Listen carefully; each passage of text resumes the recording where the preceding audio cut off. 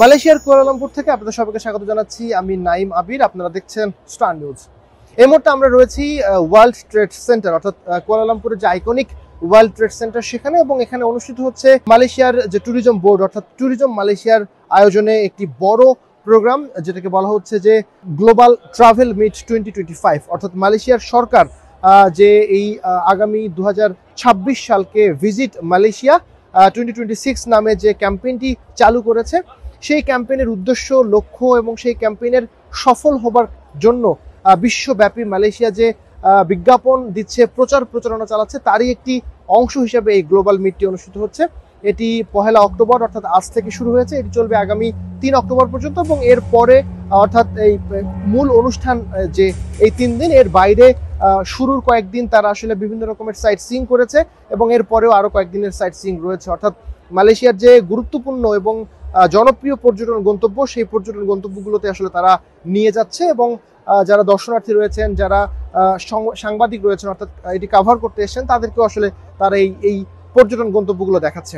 একটু জানিয়ে রাখি যে 600 এর মতো বিদেশি যারা অপারেটর রয়েছে, অর্থাৎ এই যে মালয়েশিয়ান ট্যুরিজম যে যারা আসলে বাই করতে পারেন, বায়ার রয়েছেন, তাদেরকে এখানে আমন্ত্রণ জানানো হয়েছে, এবং 600 এর মতো কিন্তু এই বিদেশি বায়ার এখানে অংশগ্রহণ করেছে। এবং মালয়েশিয়ার যারা ট্যুরিজম বোর্ডের অর্থাৎ সরকারি এবং বেসরকারি যারা ট্যুর অপারেটর রয়েছে, তারাও কিন্তু এখানে অংশগ্রহণ করেছেন প্রায় 400 এর মতো।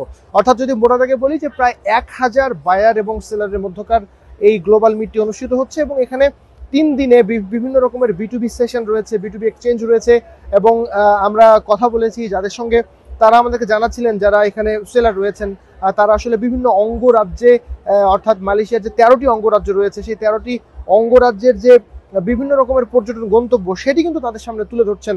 এবং যারা সেলার আমরা দেখলাম প্রায় 600 এর মতো পার্টিসিপেন্ট যারা এখানে করেছেন, তারাও দেখছিলাম যে খুঁচিয়ে তারা আসলে মালয়েশিয়ার বিভিন্ন পর্যটন গন্তব্যের ব্যাপারে জানছেন এবং খোঁজ খবর নিচ্ছেন। প্যাকেজের ব্যাপারে বিস্তারিত আলাপ আলোচনা হচ্ছে। কিছুক্ষণ আগে আমাদের সঙ্গে একটি প্রেস কনফারেন্স অনুষ্ঠিত হয়েছে। আমাদের সঙ্গে কথা বলেছেন মালয়েশিয়ার উপমন্ত্রী পর্যটন বিষয়ক। তিনি জানিয়েছেন যে এই যে 2026 সালে ভিজিট মালয়েশিয়া তারা যে ক্যাম্পেইনটি চালু করেছে, সেই ক্যাম্পেইনের লক্ষ্য হচ্ছে এই আগামী 2026 সালে তারা 4,70,00,000 এই বিদেশি পর্যটককে স্বাগত জানাতে চায় মালয়েশিয়ায়। এবং এর মধ্যে গুরুত্বপূর্ণ বাংলাদেশকেও তারা রেখেছে।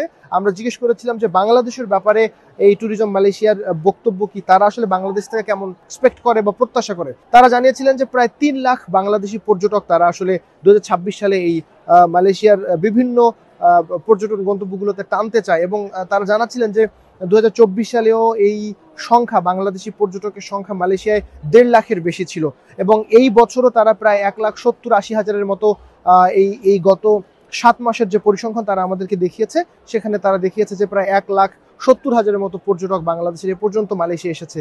সেই জায়গা থেকে তারা চায় আগামী বছর অর্থাৎ 2026 সালে প্রায় 3 লাখ বাংলাদেশি পর্যটক মালয়েশিয়াতে আসবে, এবং মালয়েশিয়ান এই যারা ভিজিট করতে আসবে বাংলাদেশ থেকে, তাদের জন্য ইমিগ্রেশন সহজ করা, ভিসা, ই ভিসা তো চালু হয়েছে, সেই বিষয়গুলো নিয়ে তারা কাজ করছে। সার্বিকভাবে যদি বলি যে এই দক্ষিণ পূর্ব এশিয়ার অন্যতম গুরুত্বপূর্ণ এবং জনপ্রিয় পর্যটন গন্তব্য মালয়েশিয়া ইতিমধ্যে হয়ে গেছে। 2023 সালে আমরা দেখেছি যে একেবারে প্রধান এবং প্রথম স্থান তারা অধিকার করেছে এশিয়ার মধ্যে। থাইল্যান্ডকে তারা আসলে পেছনে ফেলেছে। 2025 সালেও এই গত 7 মাসে তারা সেই ধারাবাহিকতা বজায় রেখেছে, এবং তাদের পরিকল্পনা হচ্ছে যে আগামী বছর অর্থাৎ 2026 সালের এই ভিজিট মালয়েশিয়া 2026 এই সময়টিতে তারা প্রায় 4,07,00,000 এই বিদেশি পর্যটককে স্বাগত জানাতে চায়। তো মালয়েশিয়ার কুয়ালালামপুরের ওয়ার্ল্ড ট্রেড সেন্টার থেকে এই ছিল আমার কাছে এই গ্লোবাল মিট 2025 এর সবশেষ।